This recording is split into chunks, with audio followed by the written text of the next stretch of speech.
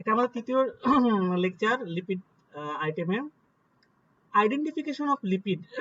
লিপিডটাকে আমরা শনাক্তকরণের জন্য কি শনাক্ত করব, তাদের পিউরিটি অফ ফ্যাট আর অয়েলের পিউরিটি চেক করার জন্য যে নাম্বার আইডেন্টিফিকেশন করা হয় লিপিডের যে পদ্ধতিতে, সেগুলোকে বলবে আইডেন্টিফিকেশন অফ লিপিড। কি কি আছে, যেমন আয়োডিন নাম্বার।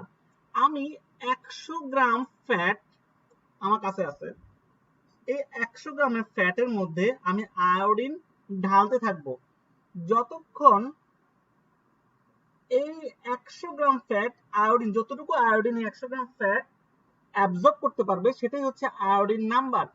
এইটা ডিপেন্ড করে কি, এটার কাজ কি, এটা যতগুলো আমি কি বলছি 100 গ্রাম ফ্যাট আমার কাছে আছে, আমি এর মধ্যে আয়োডিন দিতেছি, যতটুকু আয়োডিন সে অ্যাবজর্ব করতে পারলো সেটাই হলো আয়োডিন নাম্বার। তাহলে কয়টা আয়োডিন নাম্বার সে অ্যাবজর্ব করতে পারলো, যত বেশি আয়োডিন নাম্বার সে অ্যাবজর্ব করবে, আয়োডিন অ্যাবজর্ব করবে, যত বেশি আয়োডিন নাম্বার হবে তত বেশি আনস্যাচুরেশন, মানে তত বেশি তার ডাবল বন্ড আছে বুঝতে পারবো আমরা, এবং সেটা ভালো আমার হিউম্যানের জন্য ভালো। তার যত বেশি আয়োডিন নাম্বার তত বেশি আমাদের হিউম্যানের জন্য ভালো। স্যাপোনিফিকেশন নাম্বার, এখানে দেখো আগেটা ছিল 100 গ্রাম, এবার আমি 1 গ্রাম ফ্যাটের মধ্যে কত মিলিগ্রাম পটাশিয়াম হাইড্রোক্সাইড লাগে সেটাকে সোপ বানাতে, তো কত মিলিগ্রাম পটাশিয়াম হাইড্রোক্সাইড লাগে সেটাই বলবো স্যাপোনিফিকেশন নাম্বার। অ্যাসিড নাম্বার, ঠিক একই কথা, 1 গ্রাম ফ্যাটের মধ্যে কত মিলিগ্রাম পটাশিয়াম হাইড্রোক্সাইড লাগবে সেটাকে নিউট্রালাইজ করতে, সেটাকে বলবো আমি অ্যাসিড নাম্বার। সিগনিফিকেন্সটা একবার দেখে নিবাম।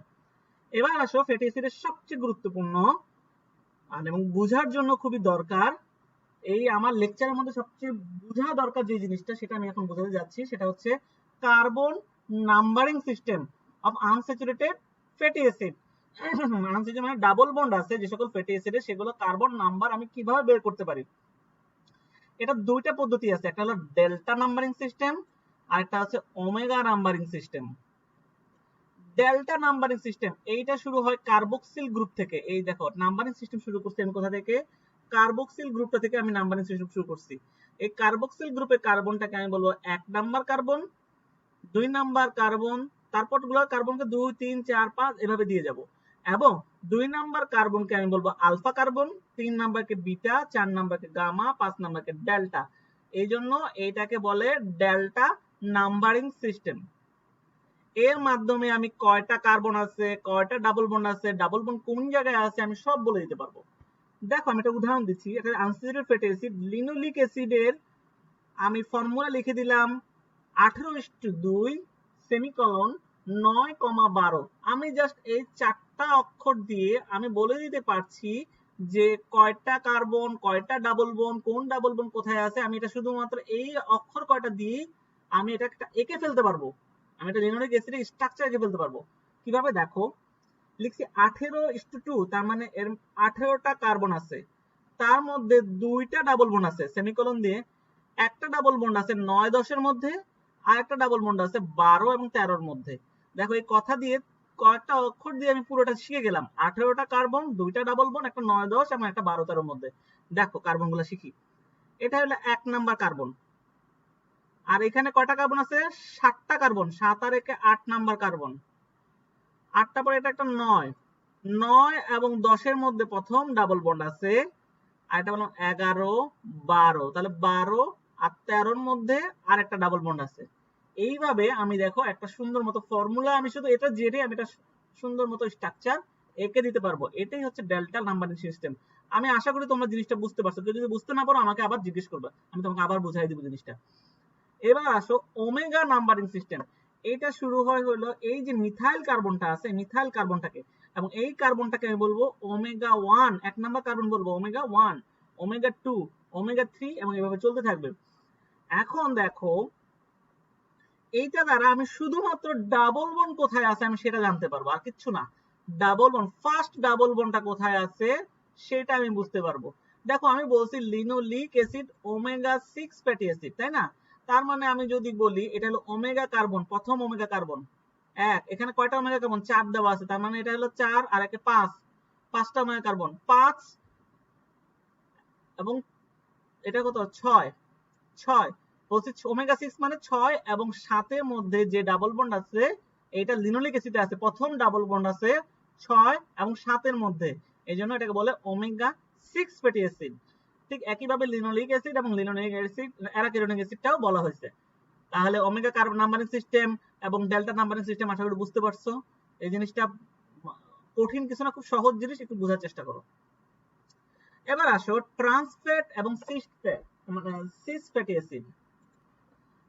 লিপিডের যদি ফ্যাটি অ্যাসিডের বলা হয় আইসোমারিজম কি কি আছে বা আইসোমার কি কি আছে, তাহলে বলবো সিস এবং trans isomerism. Cis trans isomerism, এটা শর্ট নোট আকারে অথবা কোশ্চেন আকারে আসতে পারে যে ফ্যাটি অ্যাসিডের isomerism, isomerism of fatty acid কি cis trans isomerism. Cis fatty acid যদি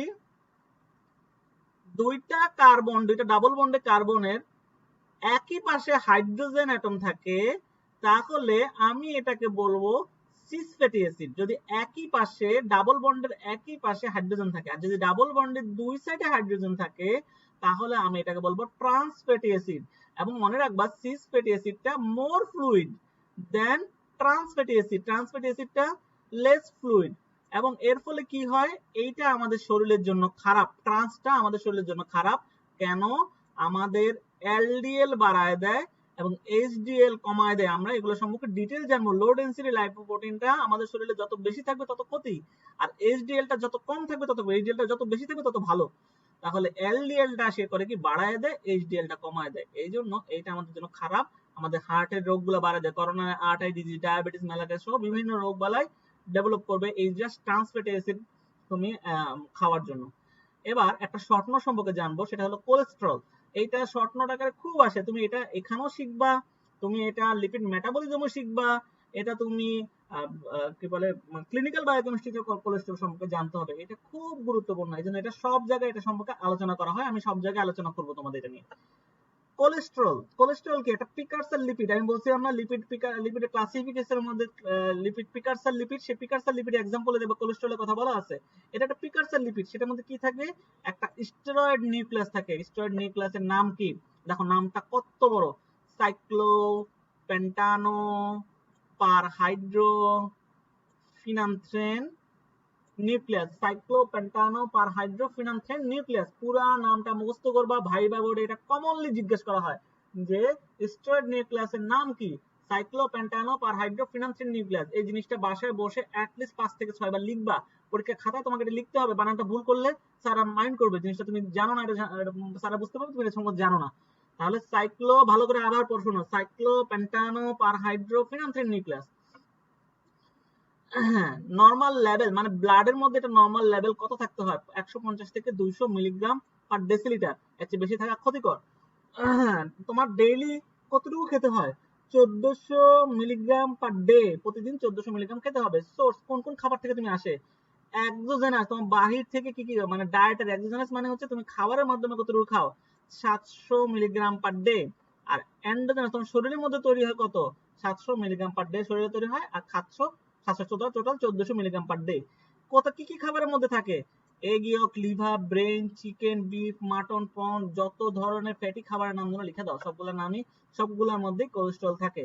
কোলেস্টেরলের ফাংশন কি? প্রথম function structure component of the cell membrane. 2 number function precursor of steroid hormone. Steroid hormone গুলো আছে কোলেস্টেরলটা প্রিকারসর অফ স্টেরয়েড হরমোন। এছাড়া bile acid, বাইল অ্যাসিডের প্রিকারসর। বাইল অ্যাসিড কি জিনিস এটা সম্পর্কে আমরা জানবো, আমরা ডাইজেশন অ্যাবজর্পশনে গিয়ে জানবো।